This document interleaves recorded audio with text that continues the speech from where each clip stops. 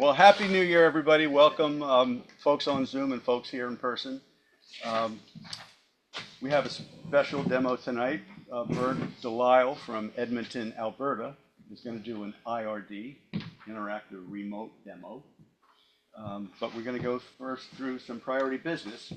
First of all, welcome to new members. I think we have a few, either new or renewed. Tim just gave me his thing.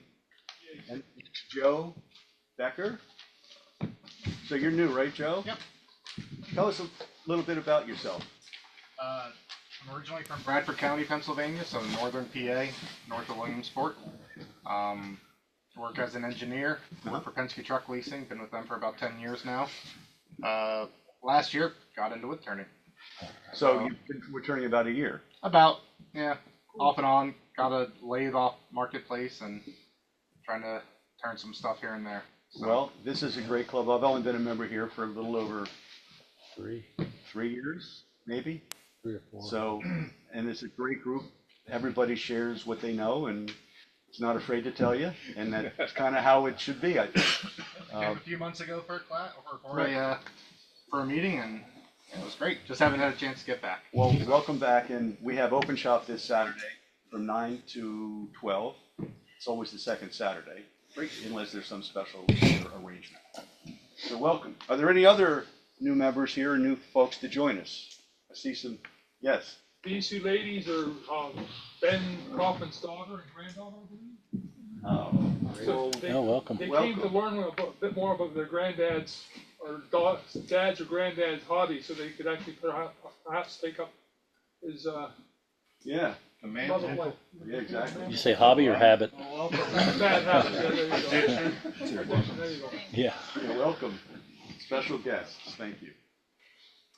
Okay, so next I'm going to ask Rick to do a treasurer's report.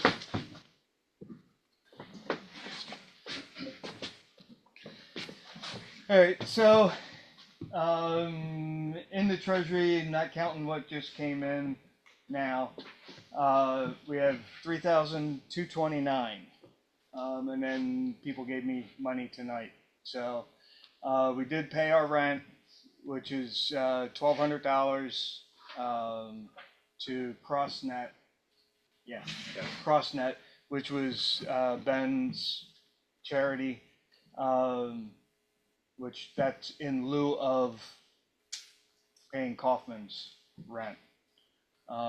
They asked that we do that for the club, for this wonderful space, which is awesome. You want me to talk about the other thing? Sure, you can. Okay, so,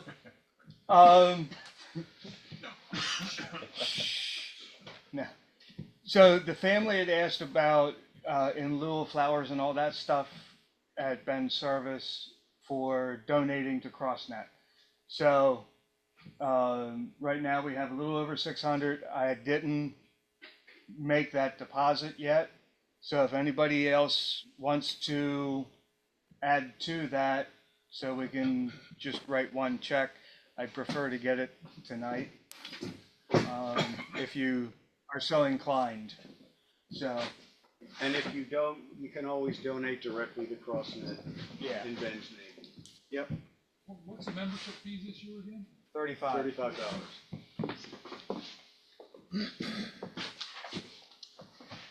So, speaking of dues, the dues are due by the February meeting. I mean, it'd be great if you can pay tonight or between now and then. Tom's email talked about the 3 options. You can either pay cash or check to one of the officers, which now is Tom, me, Rick, and Curtis. Rick is the treasurer. Excuse me. You can send checks to Rick at 10 Trinity Drive in Leola, and that's also in the email. And lastly, you can use PayPal, and the PayPal link is in the email that Tom sent on the invitation. So several different ways to pay the dues. I'll send a reminder email also to those who haven't paid yet. And you can add a couple extra percent, like about 4%, if you're paying PayPal to cover the fees. That's an honorable thing to do for convenience. Yeah, we won't argue if you want to pay more than the $35, but That's right. still. Okay, so you addressed the donations to CrossNet, and so thank everybody. I thank everybody for being generous with that. We really missed the heck out of Ben and loved having him. I mean, I've only been here for 3 years, and he was immediate. No, I haven't been here 4 years. 2022. This is 2026. Yeah, but I started in COVID, baby. Four. He's not a treasurer. Yeah. That's why Keep he's the him away from the treasurer. numbers. I'm not good at clock math. Addition isn't your strong. It was September in 22. Anyhow, so and Ben was always wonderful to work with, and we just miss him. I'm sure the whole family does. So now we will get to show and tell and the monthly challenge after the demonstration. But I'd like to introduce Bert Delisle, who is a regular member. He's a member now in the club, but he's a regular in the coffee hour that John's been doing. I think we're up to 287. I think we did 287 this week. And Bert is there, I think, every week that I've been there. Bert's been there. He's a great turner. He's a great personality. He does a lot of different things. Tonight he's going to demonstrate turning a wig stand. But before he does that, Bert agreed. I asked him if he could show some of the other work he does. It's pretty fascinating and clever and intricate and creative. So Bert, I'm sorry, we'll turn it over to you. Okay. So hopefully you guys can see me. Very good. Yep. Okay, I can. Yeah, if you guys respond to this is IRD, so if you see something, yell it out because I've got my headset on so I can hear you. Like your Canadian hat. Yeah, well, that's it keeps my hair. There's going to be lots of chips flying, so I like to keep the dust out of my hair. Yeah. And it happened to be a Canadian flag on it, so hopefully that doesn't offend anybody. Anyway, we were talking earlier about wood turning is great, and tonight we're going to talk about wig stands. But I do a lot of different things, and I do a lot of urns. This is a fishing reel urn. It's about 7.5 inches in diameter and about 8 inches tall. And it's a collaboration. Stu Bremner, one of our local guys, he did the base work and the crank. I did the spool, and so that's just one of our collaborations. I had a neighbor passed away, and the neighbor's father was passing away, and they wanted to have an urn for him, and he was a battalion commander in Vancouver, British Columbia, and they wanted a fire hydrant urn, so that's what I ended up making for them. And there's one for Woodturners. I used my Vicmark chuck as the inspiration to make that one. And so the spindle fits on the lathe adapter fits on the spindle, and the adapter is actually the fill hole for the urn. So that's a fun one. Then I made a lot of Christmas ornaments over the years. A couple of years ago, I did these candles, and I call this one here Hickory Dickory Dock. Just a fun thing to make. Those are really a lot of fun to make. They're quick and easy, and kids love them. There's one year I made a bunch of birdhouses. This year I made birdhouses, but I made birdhouses with birds. Last year I made these lanterns. They're tea light lanterns. And a couple years ago I had my granddaughter's friend wanted to make some Christmas ornaments. So she came into the shop, and I set everything up and showed her. I made one, and then she made a whole batch of these herself. They were just fun to make, just a real nice little Christmas ornament, simple. And then Duxbury here a couple of weeks ago showed us a stool sample. So that created I had to go out to the shop immediately and make some. So I have to thank Duxbury for that one. We've had so much fun with them. I sent a picture to a nurse friend of mine, and she said she just about fell off her chair at work, and all the doctors looked at it and said, "Who the heck has time to make that kind of stuff?" We had some fun. Oops, that isn't what I wanted. I was thinking I was going to be. We're doing this here tonight, but I've been asked to do a demonstration on Thursday night for our club, And so I pulled this one out of my file cabinet, and it's making scoops. These are the one-piece multi-access, and I also do some where they're two-piece, but I had to get ready to do that. That's happening on Thursday. Anyway, that's a little bit of background of the stuff that I make. And tonight we're going to make some wig stands. I was talking earlier about wig stands. Our club has made 270 since we started the program. And I was looking up my notes on the very first ones. I used to make wig stands, and I would take the blanks and I would drill them for a woodworm screw and use that to hold it. But what I found after a while is you put a woodworm screw on it and you turn the outside and put a tenon or a recess. But when you actually hold it then to drill the hole, Forstner bit doesn't have anything to center on, so it would wobble. So I've got a different way of doing that now, and that's what I'll show you tonight. So over the last 3 years, my methods have improved. I was mentioning earlier, I spent 4 hours out here one afternoon in the shop, and I think I roughed out, I think 13 wig stands. So I got a process now that it works for me, and I hope everybody will appreciate that what works for me may not work for everybody, but I'll show you what I'm doing, and we'll get on with it. So this question? For our new members and people that haven't been here before, can you tell us why you're making wig stands? Oh, absolutely. Yes, we started making wig stands for the Cross Cancer Institute here in Edmonton. They have a volunteer group that assembles, and they get wigs, and they lend the wigs out to cancer patients while they're going through their treatment.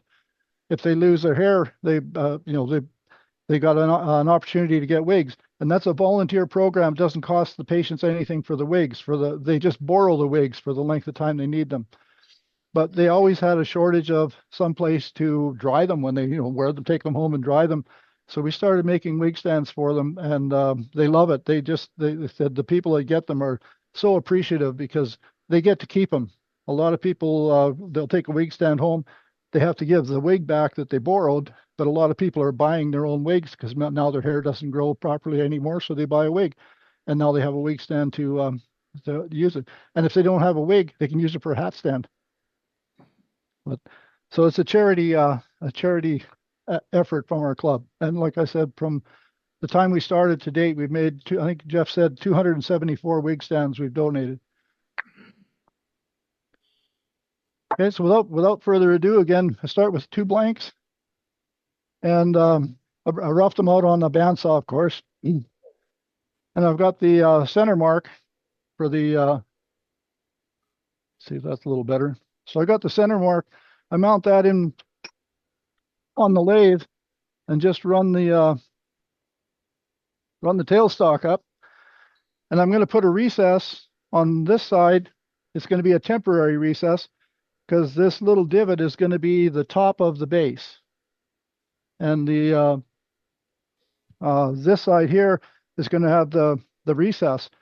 And so how do you size the recess? A lot of times I would take a compass and draw it on the wig stand before, or the base before I put it on the lathe, but that took time, and I'm kind of lazy. I guess I've got making so many of them. I started going like this with a pencil.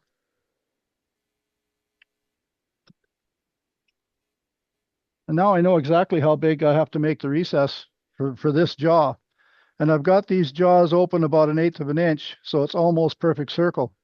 So now when I get around to making the finished recess, I already know how big to make it. Bert, what size are your blanks? This base is nominal 6 inches, and I start with a top is nominal 5 inches. But like say nominal, so it could be a little less, it could be a little more. And the top's usually anywhere from 4.5 to 5.5, because they just think about what your normal hat would be, and as long as it's smaller than that, a wig will fit on it. On the base, I put a temporary tenon, and then I can turn around and put finish the bottom complete. And when I do the top, I use a tenon rather than a recess. So get a little bit of room for.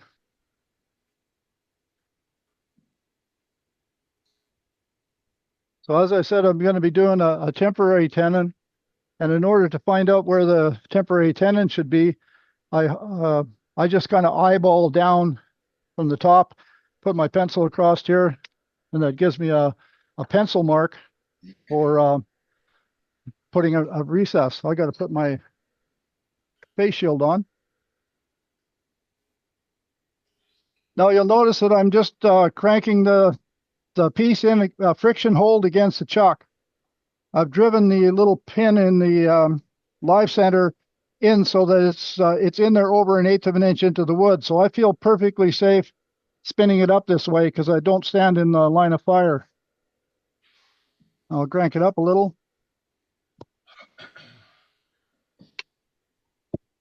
Oh, maybe I should talk about this tool. This is the tool that I'm going to use for doing the recess. Mike Peace was the one that gave me the inspiration for this.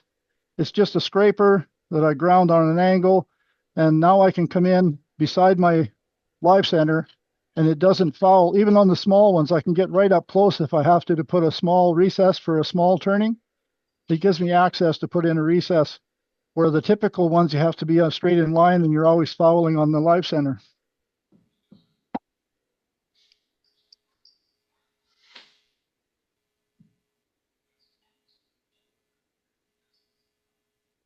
So again, that's the temporary recess.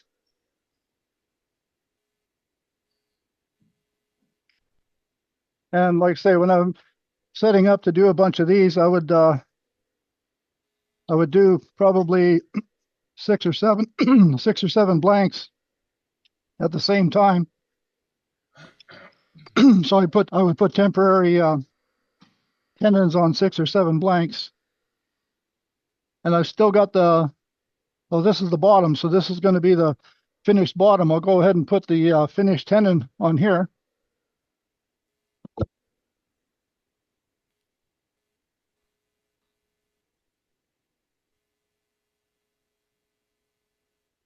Then I'll take a bowl gouge and I'll flatten the bottom off.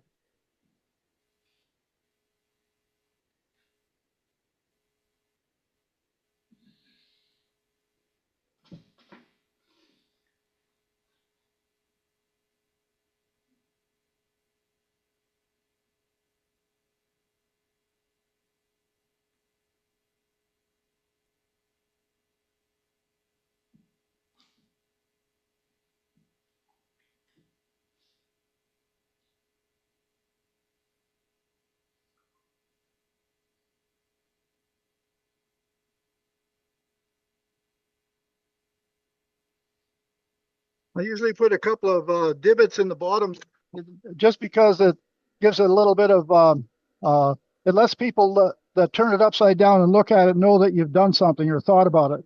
And I leave this section here open enough that I can laser my logo on.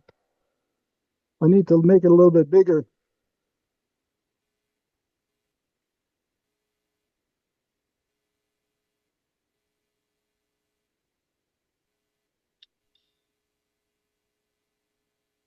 I won't do a lot of sanding tonight. Nobody likes to see somebody doing sanding, so I would go ahead and sand the bottom before I moved ahead. That's just because you sell it. That's right, you love sanding. That's the only reason he turns. Yeah. He gets a good deal on the paper. Right. Make it that dust.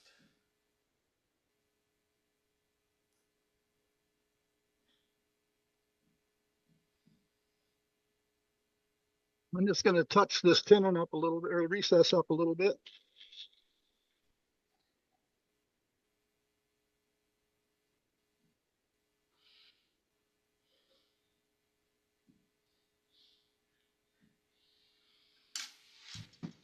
So I would go ahead and finish sanding this, and I use Osmo when I'm putting a finish on, so I would actually finish sanding this to probably 320 and then put Osmo on it, and then the bottom would be finished. I don't have to ever go back to it.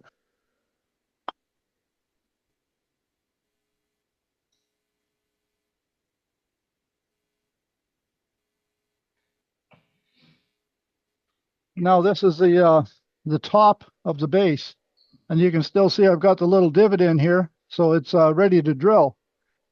So before I take the face off of it, I'm going to drill a 3/4 inch hole.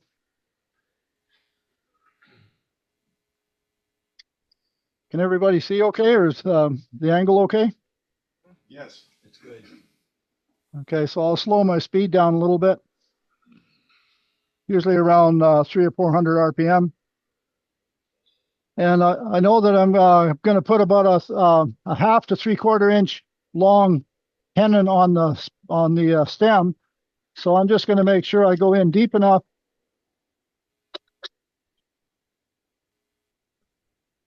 so I can put at least a 1/2 inch tenon into the base. So the hole is actually deeper than what the tenon will be, so that it's got room for glue. If you don't do that, you can actually hydraulic it and you won't be able to get the stem in.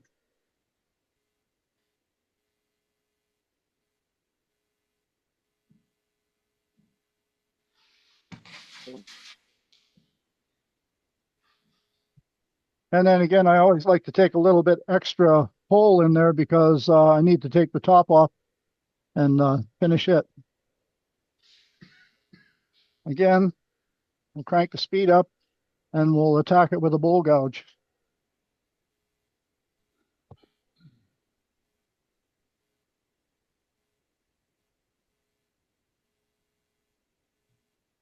I taper this section here into the hole so that when I put the stem on, it's actually concave. So the edge of the stem will actually always fit a nice shadow line. It won't have any gaps.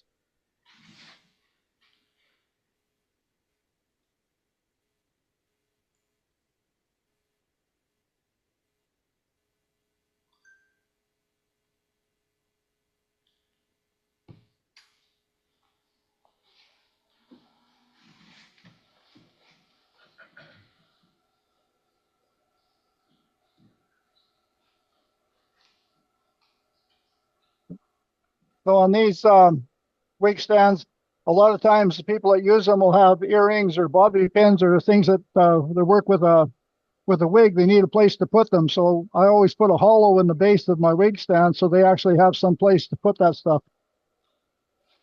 And then a lot of times I'll put a cove or design this outside a little bit just to be a little different.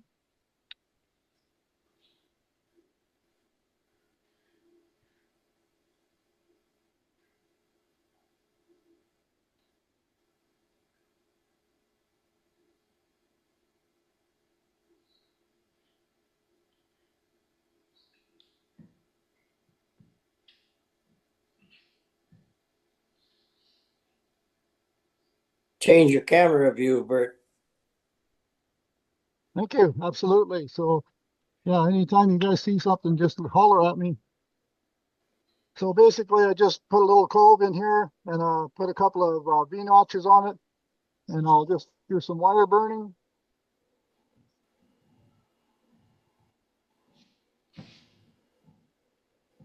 And like I say, I would end up sanding this up to finish on the lathe. I would finish it up to about 320, and I would put my Osmo on it as well. So basically this piece would be finished, and I don't put any finish in the hole. And so I would do this step on a 6 at a time. So there's one base that's completed. Okay. Now we go through almost a similar process with the top. The difference being that I need to put a temporary way of holding. I need a temporary way of holding the piece so that I can finish the underside. And again, I want to know how big the recess. I don't really have to know, but I get into the habit of putting this pencil mark on it anyhow, so that when I do flip it around, I kind of know what I'm dealing with. So on this side, we're going to curve this. We're just going to round this over in a curve, but I'm not going to do the curving right away. I'm just going to put a tenon on this side. And tenon to fit these chucks. This chuck is about, I just line up, kind of eyeball it from here, put a pencil mark on it.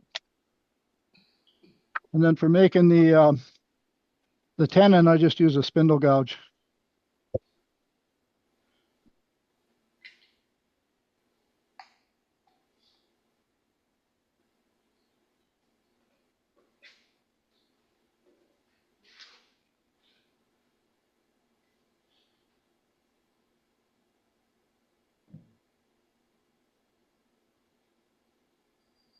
So that tenon's gonna let me hold it to do the underside. And then when I do the top, all that tenon's gonna disappear anyhow.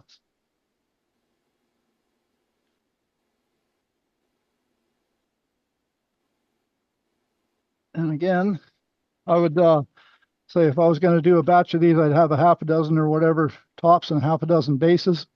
And I would do the same step on each base.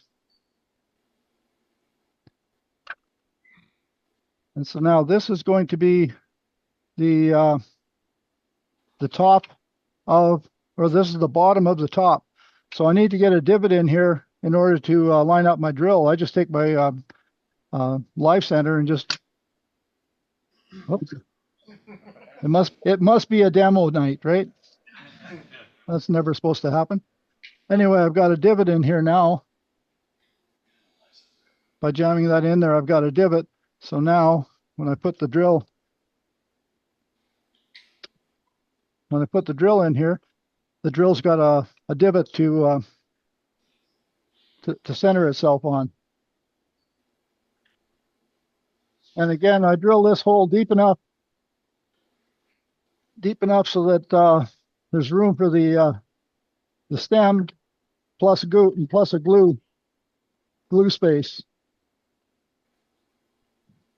What's the thickness of your blank here, Bert? Say it again. Thickness of the blank? What is the thickness of the blank? This blank is about 2.5 inches. It's offcuts from a mill shop. So normally I've done them everywhere from like 3/4 of an inch up to 2 inches. So you can make them nominally 2 inches is lots. And on the end here now I've got a pencil mark, so I know that these jaws will expand into a groove that I'll put there. So I'm going to hollow the center out again and leave a little mound for the stem to fit in. But this part will be hollowed out, and then I can run my jaws in here and expand into it to finish the top.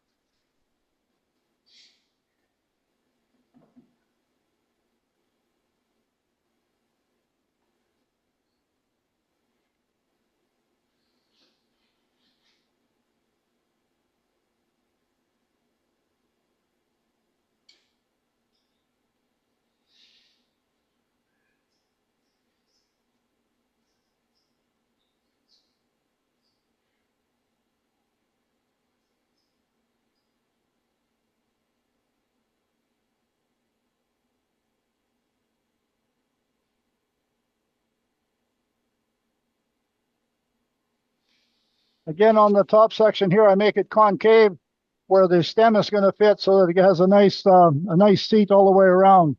And now I'll hollow this out.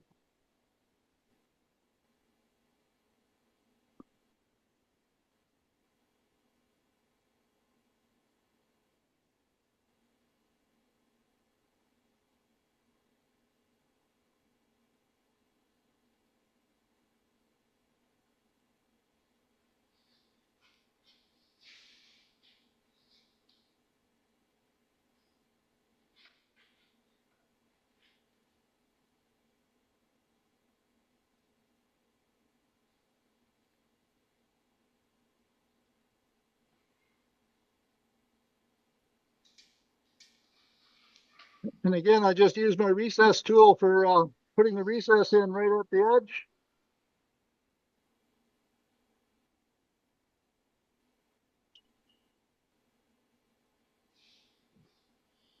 And again, I would sand this part inside, probably up to 320.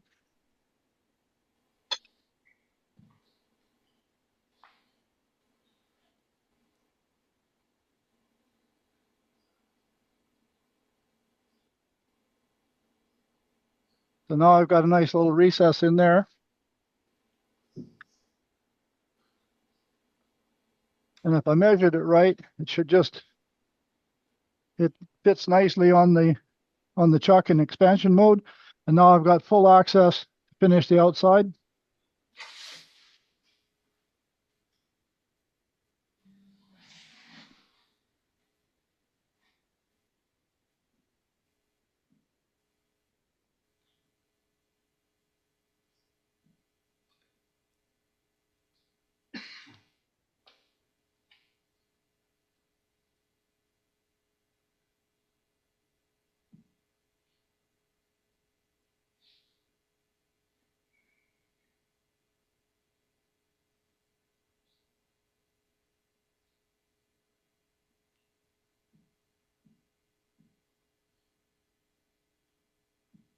Are you using a bowl gouge or a spindle gouge for that?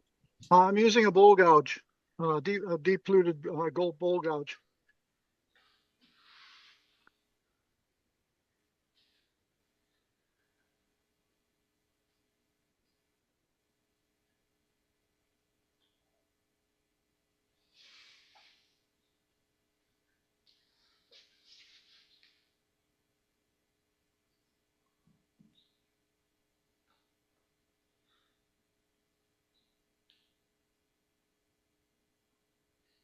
And I'll just do a little shear scrape on here to get rid of some tool marks.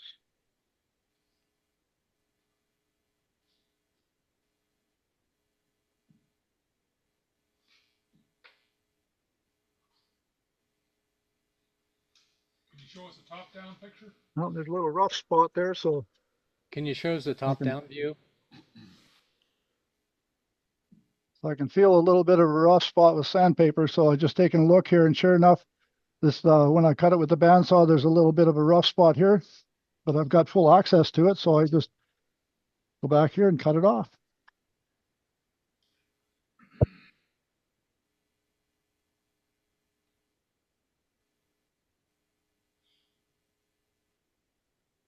And I normally try not to go off the block from this direction. I stop and come back in from this way so it doesn't splinter out.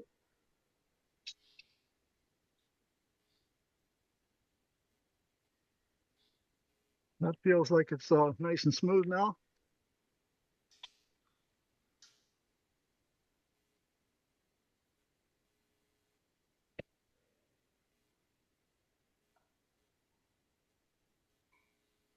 So basically, I have a top. I'll get rid of this. I've got a base and a top, and I don't know how long it took me to make those, but if I was doing 6 or 8 of them, it wouldn't take much longer to have 6 sets like this. The next step is we'll go to making the stem. When you're using your foam sanding pads, are they better than just sandpaper? This is called Sandpaper, and it's a foam backed sandpaper. I really like it. It lasts a long time. It's a little bit more expensive, but it lasts a really long time, and it's foam back, so it's really easy to use.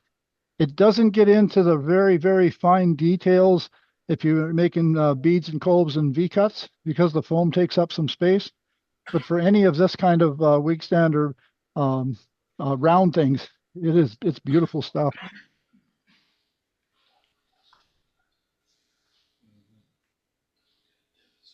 Hey, Bert, did you say what wood that was? Oh, this is oak. That's what I thought it was. That's what I thought. It's white oak, and white oak cuts completely different than red oak or any other wood. It's you might have noticed that there were some pretty heavy gouges happening because it was self-feeding. It wasn't a catch. I was on purpose. I was being aggressive, but white oak lets you do that. If it was red oak, it would have taken chunks, like big chunks out. Yeah, you looked like you're running about twice the speed normal speed. Oh, well, for me, I was slow, because if I was doing these, no, seriously, when I that afternoon, had sharp tools and I had the things and I was just hogging them out just to get them shaped. And then I can come back in an hour or two after having a coffee and maybe do a finish cut and then do the sanding and do the finishing. And then the pieces are done, right? It's I don't consider myself a production turner, but I've turned into one because when I make something, I can't make just one. And if I have to make more than one, I want to figure out an easier, fast way to do it. So a lot of people say you can do the cross method to get on center, but this piece is a spindle roughing blank that just came out of surplus material. So I just kind of eyeball where this line is, and then I kind of eyeball on this line halfway between there, and this little spring punch puts a divot in, and that's close enough to center because we've got more wood here than we'll ever end up in the on the wig stand. And now I got to get another center.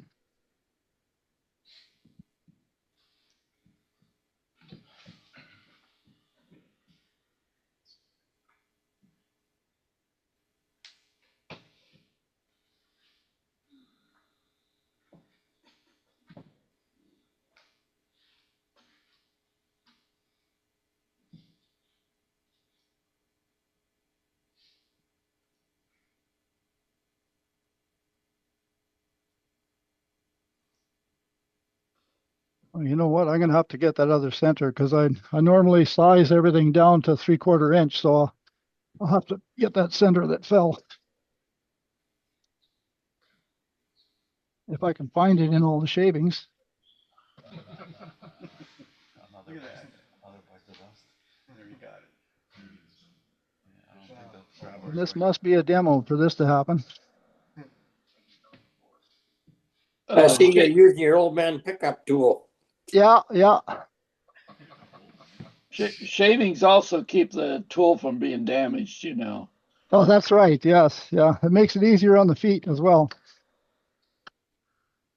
So the reason I have to switch is this live center is 3/4 10. So this is 3/4 of an inch. And you can probably see on here that I've whittled away the end of it, but I use that as a sizing guide for these, for the stems I'm going to put on here. Because I drilled a 3/4 inch hole, I need to make a 3/4 inch tenon.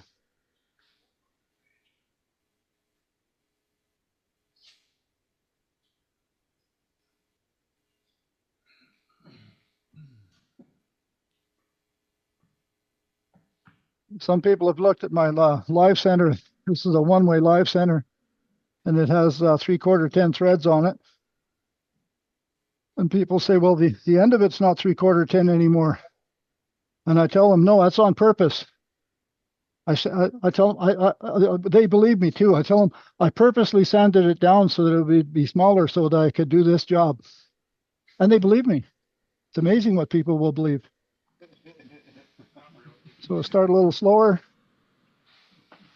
Crank it up. I don't know which is the best view. Probably that one. Anchor the tool, pick up the cut.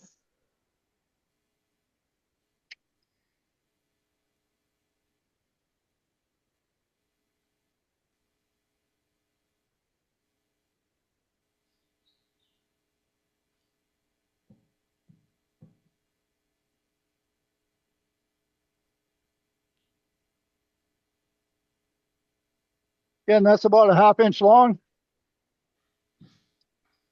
And I use this to size it. This is a 3/4 inch wrench. And I've ground the end down so that it's got a cutting edge. This edge here is actually sharp, and this edge isn't. I move this back a little bit. Set the wrench on the tool rest.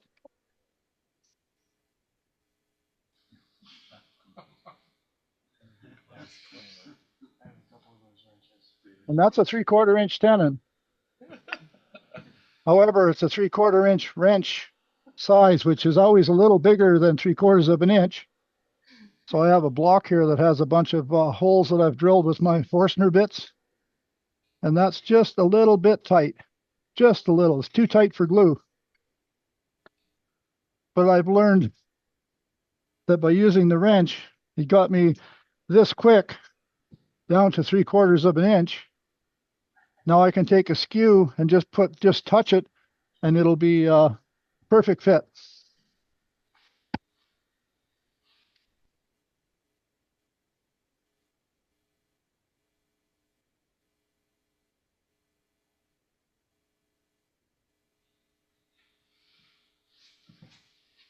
And I undercut the bottom of the tent or the stem.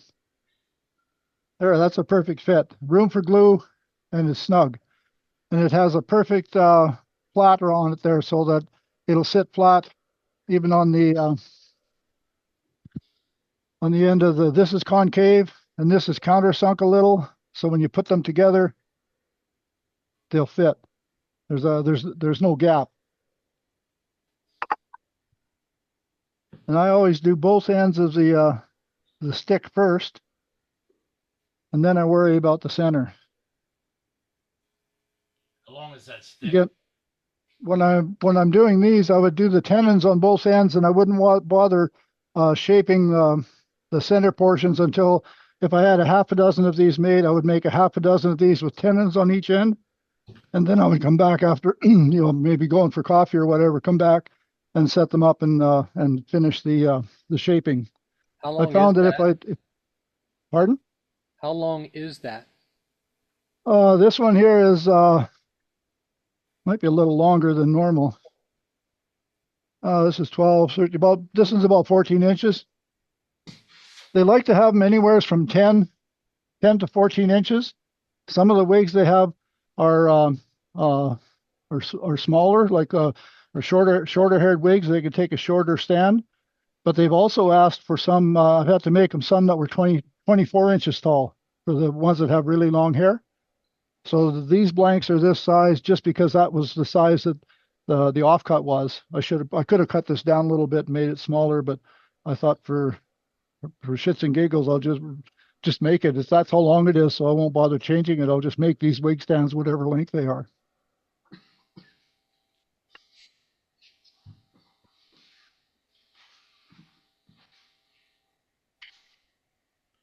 Can you change your camera angle?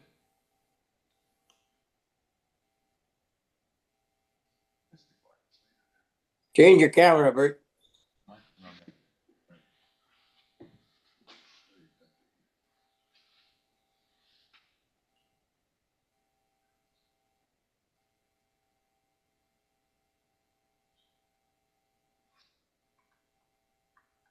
And again, I use my tools for sizing, so I don't have to measure. This is a half-inch skew, so I know if I put it on here and measure it, I know I'm going to have a half-inch tenon. I usually take it half at a time, like a 1/4 inch, and then the full half-inch.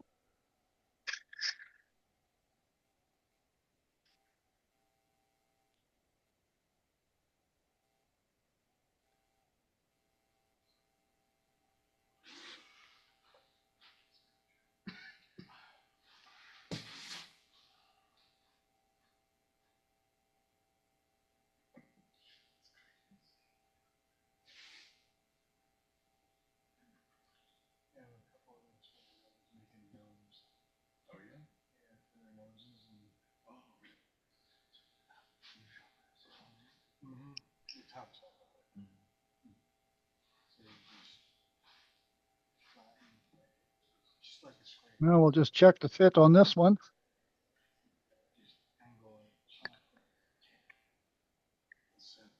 Perfect. Just a little bit snug, but once it's in place, it'll be fine. And there's room for glue. So if I put glue in here and push it in nice and tight, there's room for the glue to get pushed into the base hole. So now after doing half a dozen of those with tenons on both ends, I know both of these tenons will fit either the top or the bottom.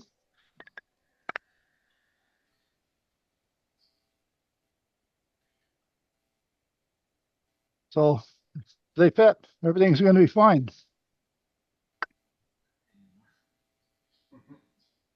Now we can get carried away with however we want to shape these. And this is where we can get really creative. I haven't done it yet, but I'm planning on doing some offset ones so that the center portion where they actually would grab it and hold it would be off center, like a two-sided handle where it's, instead of it being round, it would be oval. I haven't done those yet, but I'm thinking about how I'm going to do that.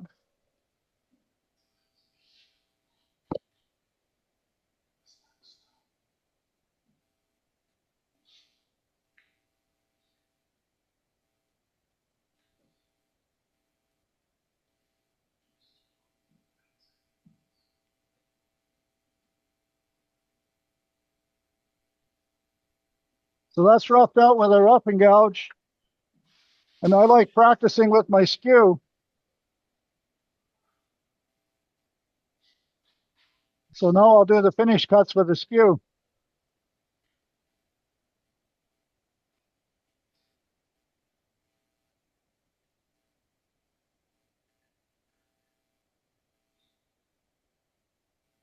Can we get a top view, please, Bert?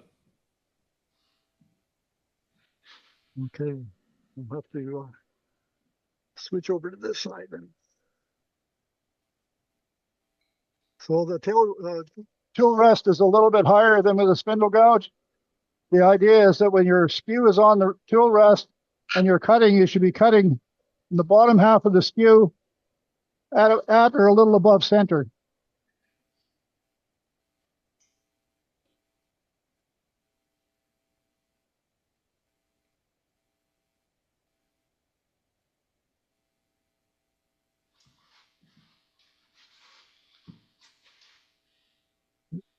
Now this has a real nice crisp edge. It's a little bit too sharp. I'll just touch it with a skew, so now it's not sharp anymore, but it's concave, so it will fit nicely in the top or the bottom of the wig stand. And now I can get as creative as I want with this portion. So on most of my wig stands, I make this section here. If this is the top, this section will be fairly fat and it'll taper down. So the handle, it's like a handle is a little bit higher than center line.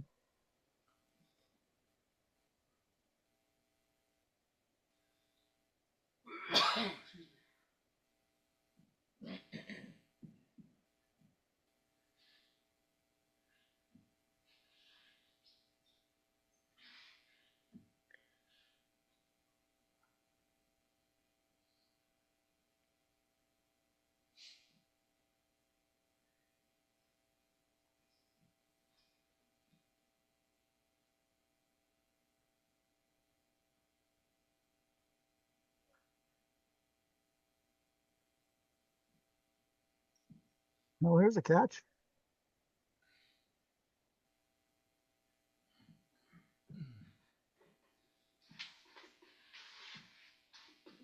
I probably have to change camera angles to see this end.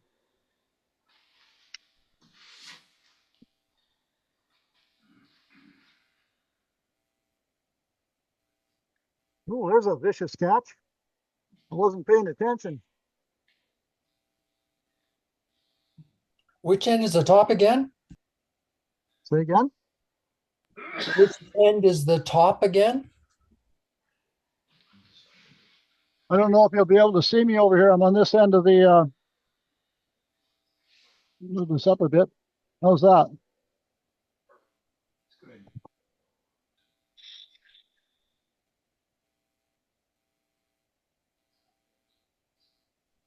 Bert, someone asked which is top and which is bottom. Say again? Someone asked there, they want to know which is top and which is the bottom end of the spindle. Oh, this is going to be the bottom because I'm keeping the heaviest portion a little bit above center line.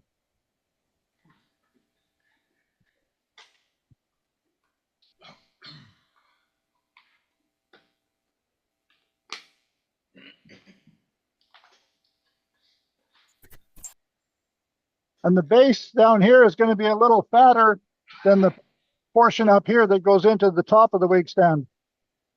But it's It's whatever your eye determines.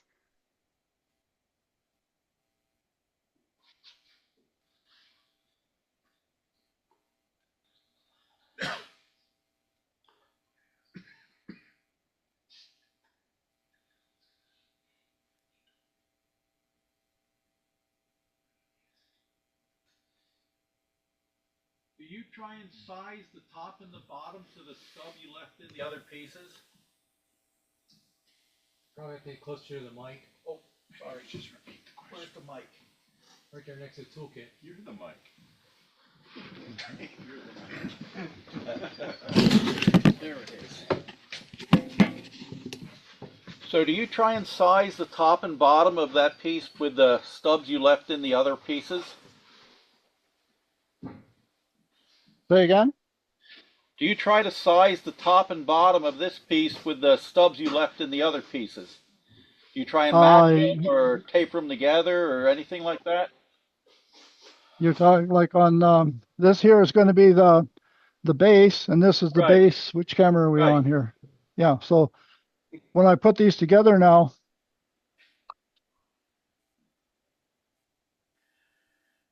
let's see, which camera are we on? Let's go this one here. So when I put these together now, you can see that there is a shadow line. I don't know if you can see that. There's the base is probably a 1/16 of an inch bigger than this base. Okay. And I wouldn't worry about that, because if it's a shadow line on purpose, it looks good.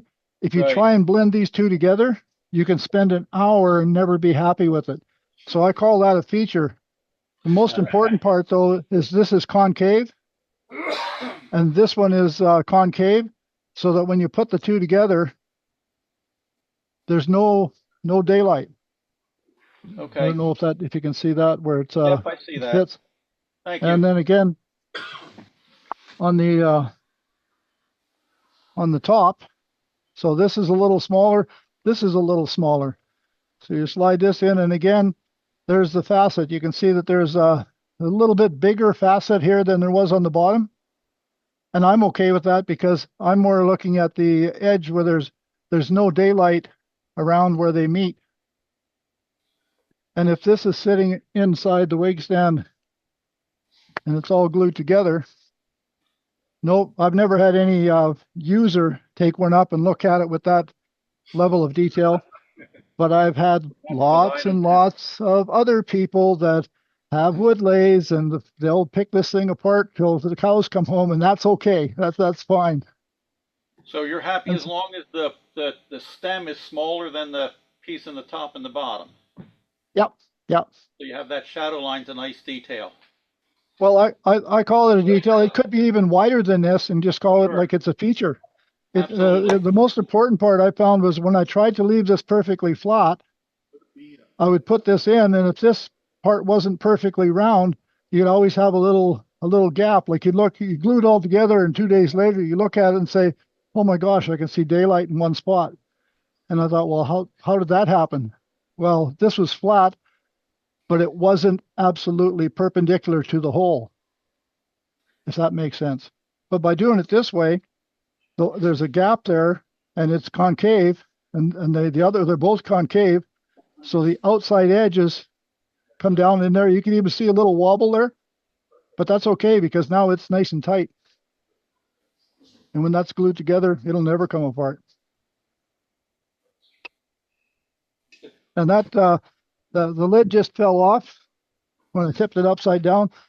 But talking with the tight bond people, for things like this, the glue is not designed to take up, it's not supposed to take up space, but it does take up space.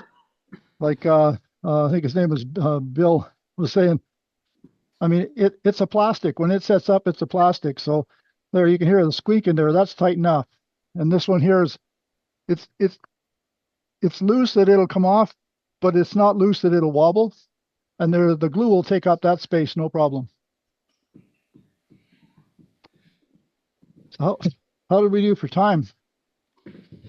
You did great, Bert. Okay. I guess one of the other things I normally do on my stems is I'd put a couple of burn lines on it, or sometimes I do put burn lines just to give it a little detail. And then I have a Laser Pecker Pro laser device, and so I take the ribbon emblem for cancer patients, and I burn that on the side, so it'll have the little ribbon burnt into it, and they seem to like that. It's a nice touch. And what I've been doing now is I put my logo on here, and I also laser on wood donated by ProRail. ProRail Systems is a local millwork company here, and they donated a bunch of their offcuts. And Stu, how many did we take over there from the other millwork? I think we had 40 sets. Yeah, there was from the somewhere other, around 45 or so. yeah, from the other millwork place, and I think this one here we've got around 30 or 35 from ProRail. So yeah, we get the wood for free. They donate it. We like to give them credit where credit is due. They're donating it, so we like to make sure everybody knows that they're donating the material. The Edmonton Woodturners is donating the time. So any comments? By all means, don't be bashful. Does anybody like the way I do it, or have they done it this way, or do they do it differently? Very impressive. You've got quite a few of the details. I've made 2 or 3 wig stands, and for me, it's a couple hours for each one. Yeah, and that's why I was when I started as well, and I really enjoyed it because it was, okay, it's an hour and a half in the shop, or 2 hours. It's great, and you end up with something. And we started making so many of them that I I evolved to get to a process where I could do a half a dozen instead of just one. So how many? What kind of finish do you put on, Bert? I use Osmo top oil. It's food safe, good for it's good for children's toys. It's impervious to water and alcohol. It takes a long time for it to dry. It doesn't take very much. You coat it, let it cure for 24 hours at least. Sometimes 48 hours. Leave it cure. Then you put a second coat on, and let that cure for 2 days. And then I just buff it with a rag. I mean, it's smooth, but it's not shiny. But it's wood, and it's smooth. So you said you would typically finish the base with Osmo at that time, but then you said you kept working, but you also said it takes a while for it to cure. Well, when I made one of these, right? So on the lathe, I would when I was holding it one way and finish the bottom, and I put Osmo on it. Okay, that part's done. Then when I turn it around and I finish all the machining I'm going to do on here, I don't put any Osmo in the hole, but I put Osmo on everything else. Now that piece is done, sits on the bench. I might not get back to it for 2 days, right? By the time I get all the other pieces made. But when I do get back to it, all I have to do is glue it and it's finished. Nice. Right? Or maybe put another coat on and then just glue the stem in, and then they're finished. Well, that's a nice process. So you finish it and put the finish on before gluing, so you don't have any glue bleed out or anything like that. Yep. Is a problem. Well, another nice thing with Osmo, because it's a hard wax oil, it's hard wax oil. It actually puts a wax finish on here, so any glue that does squeeze out wipes away real easy. But what I also have found is because this is concave and this is concave, you put glue on here, put it in the hole, slam it down. There's room between the two concave surfaces for any glue that wants to try and come out. So you very, very seldom get any glue actually coming outside of the pocket. I mean, that didn't happen to me the very first one. Let me tell you, I had lots of glue coming out here when I was learning how to do this. And I just come up with those methods, like I say the concave on here, and it's very subtle. It's only going in probably less than 1/8 of an inch, and the same here. And that gives you a bit of a cavity for any glue that's on the stem. So, like I say, little tricks that you learn over time. And I figured that I learned so much from everybody else when they tell me the things that they've done or challenges they've had, because I like to learn from other people's mistakes, because I'm not going to live long enough to make them all myself. Hey, Bert, is there any consideration for weight of the base and the length of your stem? The only consideration for the length is because they're saying anywhere from 10 to 14. And if you use a piece of 2-inch material for the base, and 6 inches in diameter. That's really stable. If you put a hat on here, I mean, this is solid. It's. I've never had an issue. I've never had them. I normally make my stems quite a bit slimmer than this, just to get rid of a little bit of weight. But when you think about it, this is going to sit on a nightstand, and the heavier it is, the more stable it is, and they can pull their wig off and it won't tip over. Yeah, so you don't want to turn that too thin. No, you wouldn't. I think the smallest ones I made were probably 3/4 of an inch at the narrowest spot. That's but even a 1/2 inch would be strong enough. But when you put a little shape to it, it's nice to have a little bit more material. But there's no hard and fast rule. It's whatever material you have, and then whatever suits your eye. What kinds of wood work the best? Walnut works really good. Maple is awesome.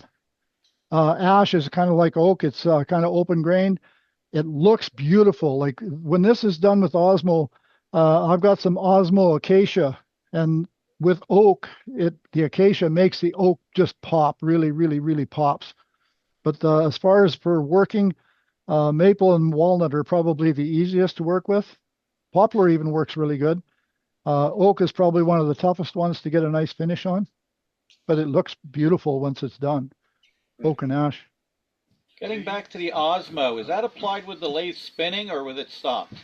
I just put it on with the lathe stopped, like because you put it on so thin. Or when you put Osmo on, if you can see it wet, if you've got way too much on. When you put Osmo on, after you've rubbed it in with a little mesh pad, the wood should actually look dry. It changes color because it's got the Osmo on it. It darkens it a little bit. But if it looks wet, you've got way too much on. So you just keep working it until it almost looks dry, and then let it cure. And then the second coat will bring out a little bit more luster, a little more depth. But it's really, really, really thin coats, and that's what they recommend as well, is many, many light coats. But you don't paint it on like varnish or lacquer or anything. You got to rub it into the wood, and it's almost dry. I had to forget everything I knew about painting and finishing when I started working with Osmo, because if you put too much Osmo on, it's a bitch to get it smooth again, because it clogs sandpaper up like you would not believe. So you don't want to put too much on. And once it cures. Sand between coats? Pardon? No, I don't sand between coats. I might take the non-abrasive pad and burnish it just in case there was some dust in the shop. But that's the beauty of Osmo. It doesn't attract the dust like any other paint finish I've done or any other wipe on poly. As soon as I put the stuff on, it sucks all the dust in the shop, immediately goes to that corner of the room and stays there.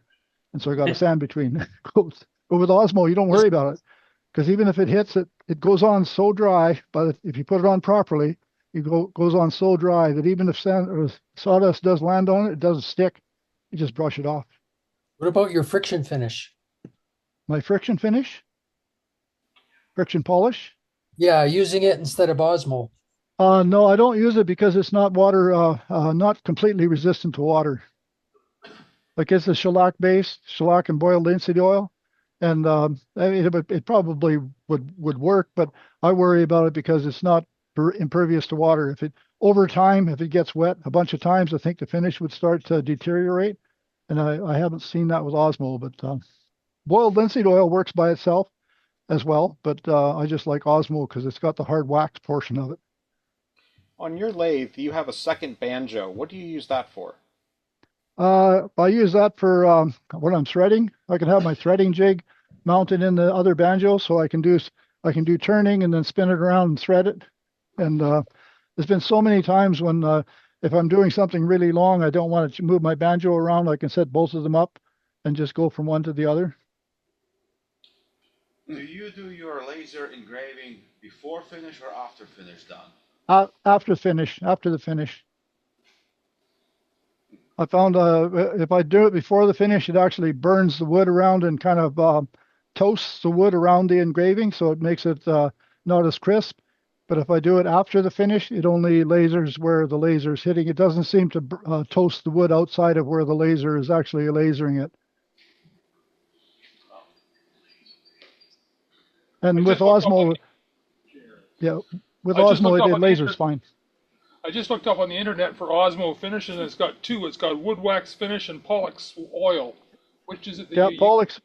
Pollux oil is higher solids, so you'll have a smaller can, and it'll do the same thing. But I use top oil. That's just what I've been using. What do you call it? Oh, the Osmo top oil? Yeah. Okay. Yeah, I got it. Thanks. Yeah, and like I say, it looks like, or it might sound like it's fairly expensive when you buy a can because the can's not very big, and it costs a few dollars, but it goes a long ways. Like if you put it on properly, it goes on a long ways. Like yeah, I forget how many square meters it says that it's good for, but yeah. How do you store that osmos once it's open? Because mine always gets a crust on the top. I don't open it. I drill I put a screw hole. I take a hole and put a screw hole in it, and then when I need some, I just tip it over and squirt it out of that screw hole, and then flip it over and put the screw right back in. I never open a can anymore. I just put a screw hole in it. I learned that from Duxbury. That's a good idea. Yeah, because it's and then it stays. I've got a can of Osmo that I've had the Acacia I've had for over a year, and it's still fine. It's just you just shake it up and then squirt out what I need in a little sample cup. That's those little sample bottles that I use for our stool samples. I buy those at our paint supply store, and I use those if I'm going to do a bunch of Osmo over a couple of days. I'll just squirt a bunch of Osmo into one of those little containers, and then when you put the lid on, it doesn't skin over in a couple of days, and it makes the can full last a lot longer. Do you use a brush or a rag? I use the non-abrasive white pad. I buy it at the paint store as well, but it's non-abrasive.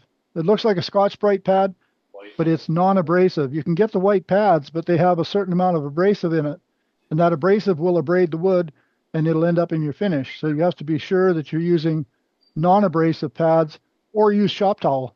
The only problem with shop towel is it absorbs so much, and you end up throwing so much away, right? Because the shop towel will soak it up, and it won't go on the wood. But these little abrasive pads, you can be rubbing it and rubbing it and rubbing it, squeezing the Osmo out of the pad onto the wood, and it just makes it a little more efficient, or at least that's what I found anyhow. What about spontaneous combustion with those? I don't know. I've never had any issues with it because the pads that I'm using are so small that I'd have to look into that. I don't know if Osmo has a warning on that at all, because you don't use rags. I don't think it's an issue, Bert. I don't. Well, linseed oil, I know if you use rags, and even my the rags I use for my friction polish, I make sure I spread them out and let them dry and harden before I throw them away, because they do have the risk of spontaneous. But the little pads that I use for Osmo are only like 2 inches long and 1.5 inches wide. Even if it was totally saturated, there's not enough volume there to generate any heat. At least I've never noticed it, but that's good concern. I mean, you guys should ask the question to make sure. Let it harden in open air before you throw it in a closed container for sure. Any other questions? Bert, yep. I still am pondering the idea of a 6-inch base, 14 inches high with a 5-inch top and a wig on it. I would go grab the wig and the whole stand would come off the stand. Is that not a problem? Hasn't been. We talked with the volunteers at the salon, at the wig salon, and they say no, that's hasn't been a problem.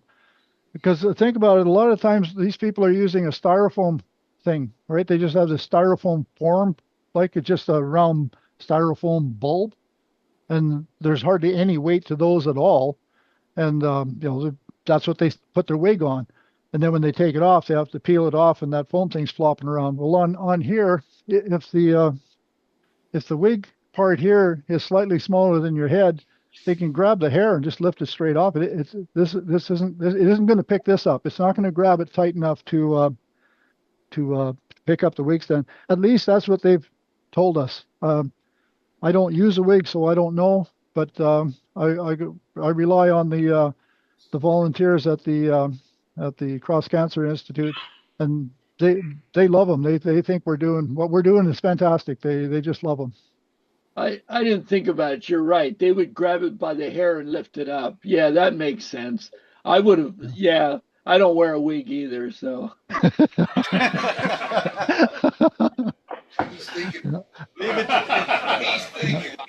Woman will watch for you trying one on Thursday. Yeah, there you go. Yeah, Thursday morning, get one and try it. Well, yeah. Hey, Bert. You can probably get a virtual wig, Jim, on Zoom. I'm afraid of that. Bert. Yes, go ahead. Okay, that Osmo is spontaneous. It is spontaneous. Yeah, yeah. Oh, I okay. always lay my rags, my blue shop towels down flat, or else I'll throw a bucket of water. And I just clicked back online just now. Let me tell you a second. And the overview on here says materials like cloth, rags, or steel wool soaked with Osmo oil products, pose a spontaneous combustion hazard. Okay, that's why I use the non-woven pads that they recommend, the non-abrasive pads. Yeah. And such a small piece that when I lay that down within a day, laying on top of the bench, it's as hard as a rock in 24 hours. So I haven't had, but it's good to note. I mean, yeah, if you put it on too thick and your rags, if you're using way too much and your rags are soaked with it, yeah, that's valid.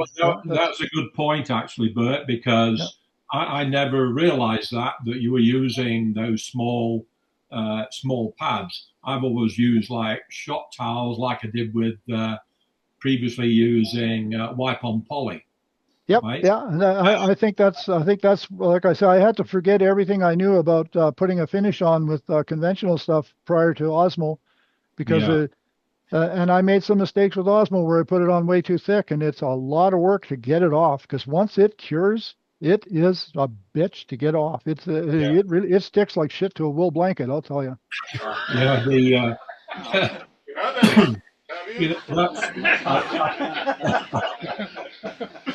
We don't use wool blankets like that down here. Yeah, I think that's why I mentioned to you when you and Stu suggested that I go with Osmo top oil, and I said the one time I'd done a lot of stuff, and I said it's kind of gone down an awful lot, and I think it was Stu said, "Well, you're using too much." Yeah. I go, well, jeepers, I'm thinking, well, I'm just using shop towels. Now you have said that you use the small pads. Yeah. I think that's what I'm going to do, because you leave so much on those shop towels. Yep. It's so in before, and it spreads it all over, and then you're using a small amount, right? Yeah. Because it's thinned it out. Yeah. Yeah. Appreciate that. Thank you. And I buy my abrasives at Bel Air Industrial Products here in Edmonton. It's the only place I've been able to find the non-abrasive little white square pads, and they were charging like $1 a piece for them.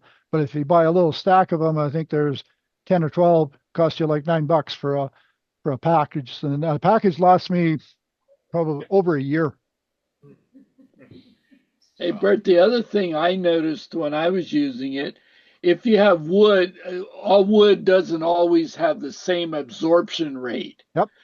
So I lathered it on the piece, and the next morning, the one section, which was a darker color, was thick and wasn't dry. And I was trying to figure it out because the rest of it dried beautiful. And then I figured it. What you're saying is that wood had stopped absorbing, and I just kept putting a layer on. So I had it way too thick. So that was a learning. Well, and that's with everything. You trial and error, you learn, and that works. I mean, that's what I've done. That's how I learned, is I put too much on, and then I finally learned that, okay, put it on and it looks like it's dry, right? But that's okay, because you're going to put another coat on anyhow. And then if some wood soaks up more than the other, at least all the stuff you put on has cured. Okay, so now you've got less sucking in. I've had times where I've had to put 3 and sometimes 4 coats on because one part of the wood kept taking more of it, but only that little bit of a layer, right? Just a little bit, so it looks like it's dry, but the part that sucks it in is a little drier than the rest. And then you'll know you're done when you can take a paper towel and rub it, and it kind of shines. It doesn't shine like shiny, but it's smooth and warm wood. It feels like warm wood. Well, thank you, Bert. That was a great demonstration. Thank you. Okay, well, hopefully.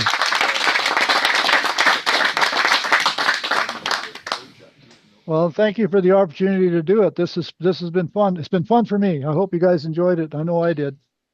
We certainly did, and as we said earlier, you are welcome to, and everyone's welcome to stay through the rest of our meeting. We have show and tell and some other business to attend to.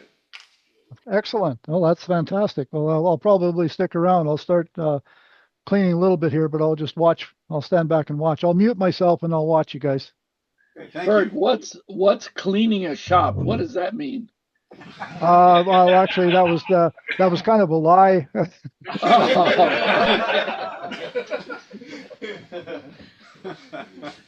I get my air compressor turned back on and I blow my lathe off, and that's about it.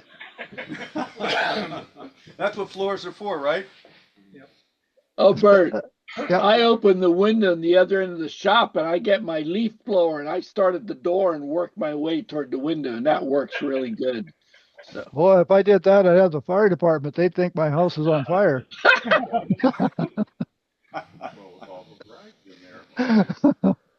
Right. So before we get to show and tell and the monthly challenge, I wanted to cover this to make sure we cover this. Doug, did you want to come up and talk about the platter and what we discussed earlier? Yeah. So, first of all, again, thanks for coming for the Kaufman family. I had a conversation this afternoon with Kyle about our work with and donations and everything like that. There were 3 questions that came up. First of all, I made this platter a long while ago out of some wood I bought from Ben. And so what I wanted to do as a donation, as a memorandum for the company, is literally put the company logo in the middle of that platter. And was just getting some recommendations if you have any inputs on that. But it's just going to be the K and the reverse K on that to put in as a memorial for Ben that the Kaufmans can hang up in their shop there or wherever they want to.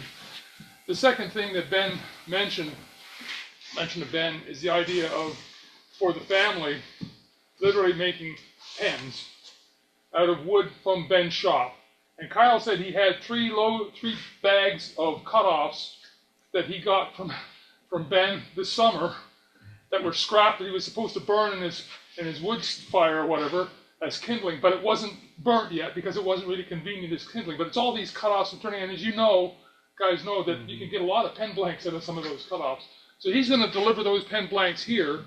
What will happen from our point of view is from the club is that they would like maybe 25 or 30 pens to distribute to the family and grandchildren, pens directly. I would like to also, once the pens are made, is perhaps get John on his laser printer to actually lay on in memory of Ben Kaufman on the pens themselves, so not only does the family have wood that's made from Granddad or Dad's shop, but it's also got a memoriam on there for them. So the third thing that came up is people were talking about renaming the club meeting room, the Ben Kaufman wood turning room. Kyle said that would be great. Whatever name we chose, there was some concern about whether Ben would agree with that or not. And Kyle said, his dad may be quiet, but that doesn't mean he didn't like glitz. And then he was really, I mean, you can confirm that for me if you have any objection, you two are here. But that was, so we would like to name our room here because it isn't Kaufman Kitchen, so it's obviously the Kaufman wood turning shop. But nevertheless, in memory of Ben. So. And we haven't come up with a final name. People have suggested Ben Kaufman Woodturning Studio, Woodturning Workshop, Woodturning. Kelsey suggested Atelier, and he goes, that sounds a little too uppity. Yeah. So anyhow, you know, we want to make sure we get the name right. If you have ideas, we'd love to hear them as well. And then we will figure out who and how and what, but we're gonna make a plaque or something that we post outside or right inside a workspace. I mean, the space, as you can see, we've got a great turnout tonight. I've only been here not quite 4 years. 4 years, I believe it's 4 years. I'm rehearsing that, so I get it right next time. 4 years score. And I tell you, so much fun, so much. I mean, it's a whole community. You have folks from Canada now that are members in the club. Yeah. Are they really members? They really are. Do we give them membership? Yes. Yes. They pay for.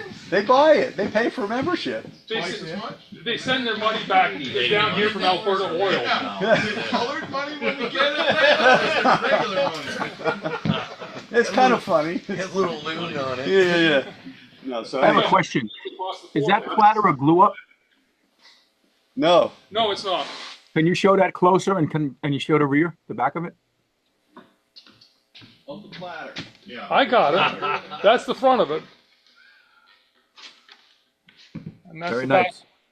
back of it. And it's just a recess on there, and I actually have someplace for hanging it. I just have a piece of wood that goes in there that's got the recess on it, and then you can expand into that. So you can actually hang it on a wall just by hanging it like that, and it'll hang there quite nicely on the wall. It looks like it's suspended on a What kind of wood is that?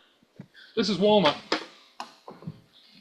Say, show a side view. Must have been a big tree. There you go. Yeah. See, it's got a maybe. Looks like it's got some curls, does it? Yes, it does. Very nice. And How big, what's the size of that? It's 32 inches diameter. He did it in his mini lathe. Yeah. Outboard. I did an outboard on I did an outboard on my what's this called? Powermatic. Powermatic. So, and Very nice. Ben gave me three. I didn't give me. I bought them from him. I think I paid at least $20 for the wood. What's the thickness on that? Are those for nothing? Pretty much. It came out of a 2-inch plank. What's the thickness on it now? Less than 2 inch. This is the edge there is probably 3/8 of an inch. Okay. So and the curve is I don't have a straight edge, but does anybody have a longer straight edge around so I can show the curve on this? There's one back there. I mean, it's not real long. It's 18 inches. You want something across this? Yeah, from that's there to all. there. Just Use that. Yardstick. Yardstick. Anybody got? Except for the Canadians, we need a meter stick. Here, pull this. Can you see that on the picture? Yes. Okay. So that's got about 1 inch down in the middle. Yep. And the curve, as I tell people, that it looks. I don't know that I cheated, but what happens is I cut that down in the curve to start with, and then while it's rotating on the final sanding, start off with 80 grit sandpaper on a 5-inch disc, so that this is rotating at about 120 or 130 RPM on this piece, and then the 5-inch disc is rotating at what, 1500 RPM. And what that does is it gets rid of all the ripples that you can see. So that's why when you take a look across here, I don't know if it shows it, you can see a few slight ripples through there, but it's got rid of most of it. So, right. And it wasn't because I've been turning for 40 years that I got it that smoothly, is all I wanted to say. I don't have time to learn how to do it that smoothly. Figure out. What kind of finish is on that? It's a high. I think it's a high gloss polyurethane. It's a stunning piece. Yeah. Yeah, nice job. Thank you. Anyway. Thank you, Doug. Thank you. So while you're up here, Yeah. we have show and tell. This month's challenge is up here someplace.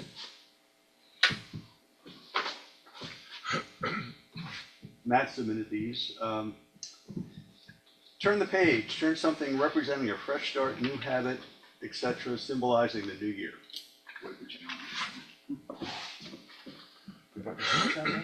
I brought my own stool set. Restaurant. It doesn't stick to the blanket. Doesn't Doesn't stick to the blanket. Did it hurt? That'd be awfully painful. That's worse than the kidney stone. It is purple heart, is all I can say. Purple heart. So you get an award for actually getting it. You want to deliver that feet first. Oh my God. Got anything else? Well, no, I will say this much. I got a collet set for Christmas. So it goes down to 6 1/4 inch collet. So the only reason I was able to make those little legs is because I got a little 1/4 inch collet for turning it. Next time you turn a couple little beads. Yeah, I was going to do that. I saw that. And call it pea sample. Yeah. Thank you, Tom. Mr. Bowman. Hey. Hey. I'm glad you read what the goal was for this month, or what the special one was, because it fit. I decided for Christmas I was going to learn to use my spindle gouge. Let me share my page here, and I can show you. I got to find the right one. Okay. Share it now. And are you seeing it? Yes. Yes. Okay, this is a pile of what I worked on. A spindle gouge used to always scare the shit out of me because it would jump and ride all the time. I just left it on the stand. And I said, okay, I'm going to learn to turn these. Tim Yoder got me onto this. He has a video on YouTube about turning these kind of, they're abstract, I'll say, snowman icicles. And so I had a neighbor sold their cottage and had some 1930s and 40s southern growth pine, or whatever you call it. And I made all of these, nearly all, there are a couple others snuck in from scrap wood like the Osage and all that. But let's see if I can get you to my other one. So this is a pile I threw out, but I want to show you, hang on. Me and the sharing do not work well together. We are always fighting each other. Am I still sharing, guys, or did I quit? So. Sharing the top of your head. Oh, thank you very much. Wig stand. The wig stand. The wig stand on the top of your head. Linseed oil. You guys. Osmo. I should have gotten a wig, I guess. But anyways, I want to show you the string of them, and I was just having a bite with my. Do you see that? Yes. Ah, finally, it makes sense. These are like the first bunch. Forgive the one in the middle. I had broken up a couple, and I decided to shove a couple other ones yet.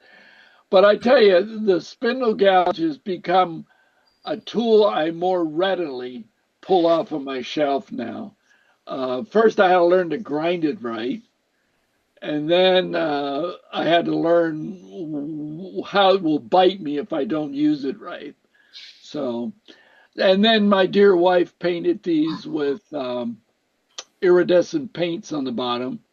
And I made her a little jig with a 2x4 and put one of my chucks on so she could turn the head of the bolt that held the chuck and do the painting. So that was my fun. So that was my new thing for the new year, to learn to be friendly with it. Now, still on my evil rack is the section of skews, and eventually I'm going to have to do the same challenge, figure out how to do this kind of thing with skew chisel. I did almost 30 of these already, believe it or not. And you kind of learn after a while. Wow. Nice work, Jim. Impressive. Next. So what was it? What was the challenge? Something new, a new direction. New direction, right? So I was like, oh yeah, the challenge is a new direction, so I'm gonna make like a bowl or platter. Because you guys hate making bowls and platters, right? Because you don't know how, right? Because I don't know how, and I've never made them. So that was what I was gonna do. I was gonna make a little dish. I said, screw that. So I did turn over a new leaf. So I made a new leaf. So I'm making a sculpture. This is a philodendron monstera, and I'm making a life-size sculpture. So this is going to be the smallest leaf of the I can zoom in. of the 23. I think I have a plan for 23. I'll probably run out of enthusiasm well before I get to 23. And I'll just ask Mike to come over and make some. That's made out of enthusiasm? This is made out of cherry. And I don't know how thick it is. I don't know, 1/16 of an inch or something. Leaf number 2 is coming along. It's a lot thicker, so I got to reduce it down. This is maybe, I don't know. It's maybe a little too thin, but cherry's pretty solid. So I'm not too worried about it breaking. How did you carve it? So you started with this on your lathe? So yeah, and then I just jammed the tool in, and that's how it got all. No, this was I had some live edge pieces that I've had sitting in long 10-foot boards that I got from someone that were, I don't know, it was maybe 1.5 inches thick. And I have 2 of them. It's like I can get. So I wanted to make this out of walnut, but I didn't want to practice on walnut, which is silly because probably better. It's easier to get walnut than it is to get good cherry. So I don't know. I wasn't thinking. And then so they're I don't know. Maybe they're 1 inch thick. Maybe they're 1.5 inches thick. So I just cut them, into slab pieces, whatever. And the board was tapered, so the biggest one's at the bottom. I threw it on the lathe, turned a dish-shaped curve. So I do know how to make a dish-shaped curve. Don't know how to make a dish yet, but and then I just started carving it with everything that I got, cut-saw bits and stump cutters and whatever. And then the most fun part is I splurged and I got a $9 set of leather punches, from like 2.5 inches, so I could make all my own sandpaper. So he's got that backed sandpaper, which you can buy for, I don't know, $3 for one of those things, or you can get yourself some closed cell foam from the Michaels and spray it with some spray adhesive and spray the sandpaper with some spray adhesive, and you can make a ton of that stuff for nothing. And then for $9, you can get a leather hole punch set that goes up to 2.5 inches. You can punch out all the discs, little discs that you want, and then you can put those on. That 3M makes those really crappy, I'm sorry to say it, but they're really crappy. They're plastic sanding discs that have the fins on the end, and you stack 3 or 4 of them together and you go and it burnishes the hell out of everything and doesn't sand anything. Well, I tried those once, so I have those things, mandrels. Yeah. So I just put the screw through the spongy sandpaper and I put it on my mandrel and I put it on my what are those carvers called, Mike? No, ram tool. Put it on my ram tool and just go and sand it. I carved out all the, I did block it out. I used to be a carver, like a hand carver, and my challenge is I like to get to the end.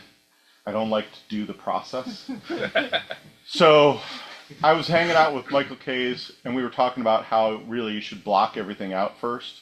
Blocking out as a carver means you take out all the big, like you take all the veining and you'd cut that spot so that the veining was thicker than what you were going to end up with, but so that it's quote unquote blocked out, and then you go to the finish work.